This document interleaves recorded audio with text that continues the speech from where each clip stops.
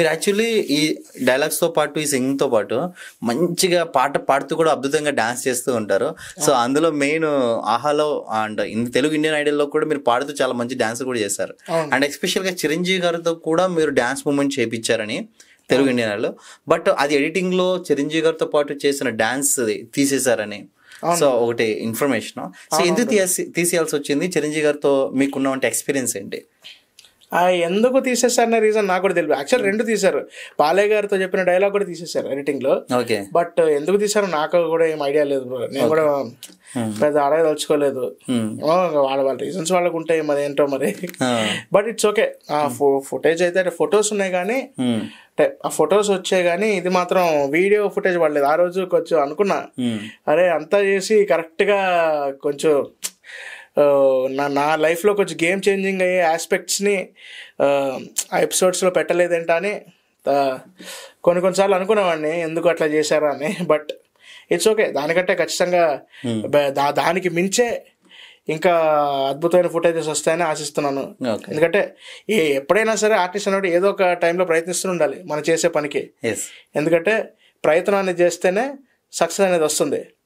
Without trying there is no success, నిజం చెప్పాలంటే. ఎందుకంటే అప్పుడు కూడా నేను ప్రయత్నించాను కాబట్టి నాకు ఆ ఛాన్స్ అనేది దక్కింది. బాలయ్య గారు ముందు డైలాగ్ చెప్పే ఛాన్స్, చిరంజీవి గారితో డాన్స్ చేసే ఛాన్స్, 2 ఆ ప్రయత్నం వల్లే దక్కింది. నా టాలెంట్ వైజ్ నేను ప్రూవ్ చేసుకున్నాను కాబట్టి. సో అదే టాలెంటెడ్ పర్సన్స్ అనేవాళ్ళు ప్రతిసారి ప్రూవ్ చేసుకుంటూనే ఉండాలి, ఇంకా వేరే దారి లేదు సక్సెస్ అవ్వాలంటే. సో అందుకే దానికంటే బెటర్ ఫుటేజెస్ వస్తాయని నేను నమ్ముతున్నాను. అండ్ చిరంజీవి గారితో నాకున్న ఎక్స్పీరియన్స్ ఏంటంటే బ్రో, సెట్లోనే అంటే అవుట్ ఆఫ్ సెట్ నేను సార్ని మళ్ళీ కలిసింది లేదు నిజం చెప్పాలంటే. అది యాక్చువల్ అది కూడా నాకు సెకండ్ మీట్ సార్తో. సెకండ్ మీట్ అంటే ఇట్స్ అండ్ ఫస్ట్ మీట్ కానీ ఫస్ట్ మీట్ వాజ్ ఆన్ 2009. అప్పుడు అంటే సార్ ఇది పాలిటిక్స్లో ఉన్న టైం అది. బట్ ఆల్సో నేను సూపర్ సింగర్ 3లో చేసినప్పుడు మా స్టార్ మాలో అప్పుడు మాకు సెలబ్రేషన్ చేశారు కంటెస్టెంట్స్తో. సూపర్ సింగర్ కంటెస్టెంట్స్ అందరితో ఒక మినీ సెలబ్రేషన్ అనేది ప్లాన్ చేశారు. అప్పుడే నేను ఫస్ట్ టైం చిరంజీవి గారిని, నాగార్జున గారు కూడా కలిశాను. So that was the experience. అప్పుడు కూడా యాక్చువల్లీ సార్తో ఏంటంటే, సార్ మీరంటే నాకు ఇష్టం సార్, మీ యాక్టింగ్, మీ డాన్స్ అంటే ఇష్టం అట్లా. అది కూడా అప్పుడు నాకు పెద్ద ఏం చెప్పాలో కూడా తెలియలేదు. నాకే ఏం చెప్పాను, సార్ కూడా థ్యాంక్ యూ బాబు అని చెప్పడం. And very very happy to see a big celebrity like you, big celebrity in front of you అన్నట్టు మాట్లాడాను చిన్నప్పుడు. అదొక చిన్న అది మినీ మూమెంటే. కానీ ఇన్నేళ్ల తర్వాత 2009 and 2022 నియర్లీ ఆఫ్టర్ 13 years సార్తో డాన్స్ చేసే ఛాన్స్ యాక్సిడెంటల్లీ దక్కింది. యాక్చువల్లీ అదే రోజు నేను ఫస్ట్ అందరం కలిసి మెగాస్టార్ మెడ్లీ పర్ఫామ్ చేశాం. అంటే ఒక్కొక్క సాంగ్ సార్ రెట్రో హిట్స్ కానీ రెట్రో టు ఎర్లీ 2000 హిట్స్ ఉన్న పాటలన్నీ మేము పర్ఫామ్ చేసినప్పుడు సార్ యాక్చువల్లీ నా డాన్స్ చూసి అప్పుడే ఇంప్రెస్ అయ్యారు. అది నేను చూశాను, అంటే అవుట్ ఆఫ్ సెట్ నుంచి నేను చూశాను. అప్పుడు మాకు బయటికి పంపించారు. చూస్తున్నప్పుడు మాకు టీవీలో రియాక్షన్స్ చూపించారు. అది చూస్తున్నప్పుడు ఐ ఫెల్ట్ వెరీ హ్యాపీ. అంటే సార్ నా పర్ఫార్మెన్స్ చూసి ఇంతలా మురిసిపోతున్నారే అనే హ్యాపీనెస్ లోపల మొత్తం జనరేట్ అయిపోయింది నాకు. దాని తర్వాత నా పర్ఫార్మెన్స్ మళ్ళీ సెకండ్ మెయిన్ పర్ఫార్మెన్స్ అయిన తర్వాత పిలిచినప్పుడు యాక్చువల్లీ అనుకున్న చిన్న కాన్వర్సేషనే, కానీ కాన్వర్సేషన్తో పాటు డాన్స్ అనేది నేను ఎక్స్పెక్ట్ చేయాలి. అది ఆన్ ద స్పాట్ జరిగిపోయింది. ఓకే, మీరు చేపించారా డాన్స్ చిరంజీవి గారితో, లేకపోతే చిరంజీవి గారు వచ్చి చేశారా? చిరంజీవి గారు వచ్చి చేశారు.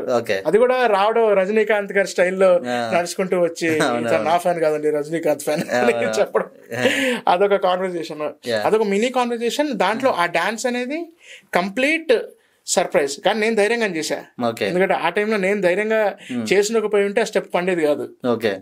నిజం చెప్పాలంటే. ఓకే, బట్ ఆ మూమెంట్ చెప్పేటప్పుడే మీ కళ్ళలో ఎంత ఆనందం కనబడుతుంది. బట్ ఆ వీడియో డిలీట్ చేసిన తర్వాత, అంటే లైక్ ఆ వీడియో ఎడిట్ లో తీసేసిన తర్వాత మీరు డిసప్పాయింట్ అయ్యాను చాలా.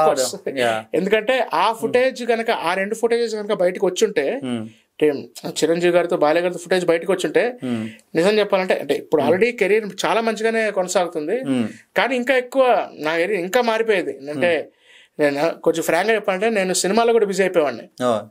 ఎందుకంటే ఆ ఫుటేజెస్ వల్ల నాకు తెలుసు ఖచ్చితంగా ఎవరో ఒక డైరెక్టర్ దృష్టిలో నేను పడతాను, నాకు తెలుసు. ఆ 2 ఫుటేజెస్ పడుంటే ఖచ్చితంగా నేను సినిమాలో కూడా బిజీ అయిపోయేవాడిని, షోస్ తో పాటు బిజీ అవర్. ఖచ్చితంగా 1-2 ఛాన్సులు అయితే వచ్చాయి. ఆ 2 ఛాన్సులు ప్రూవ్ చేసుకుంటే ఇంకా ఛాన్సులు వచ్చాయి. అది అంటే ఒక దారి దొరికేది నాకు. యాక్టింగ్ ఫీల్డ్ లో దూరడానికి ఒక దారి అయితే దొరికేది ఆ 2 ఫుటేజెస్ వల్ల. అందుకు కొంచెం డిసప్పాయింట్ అయ్యాను. బట్ కొంచెం అంటే దీనికంటే ఇంకా బెటర్ రాసి పెట్టింది. ఎందుకంటే అప్పుడు నేను ఫస్ట్ టైం కలిసినప్పుడు నేను ఎక్స్పెక్ట్ చేయలేదు కదా ఇన్నేళ్ల తర్వాత మళ్ళీ డాన్స్ చేస్తారని. సో మేబీ దీనికంటే బెటర్ ఇంకా రాసి పెట్టిండొచ్చు. దేనికైనా ఒక టైం ఉంటుంది బ్రో, టైం ఉంది. మన ప్రయత్నం మనం చేయాలి, అంతే కదా. ఏం చేసినా మన ప్రయత్నం అసలు ఆపకూడదు.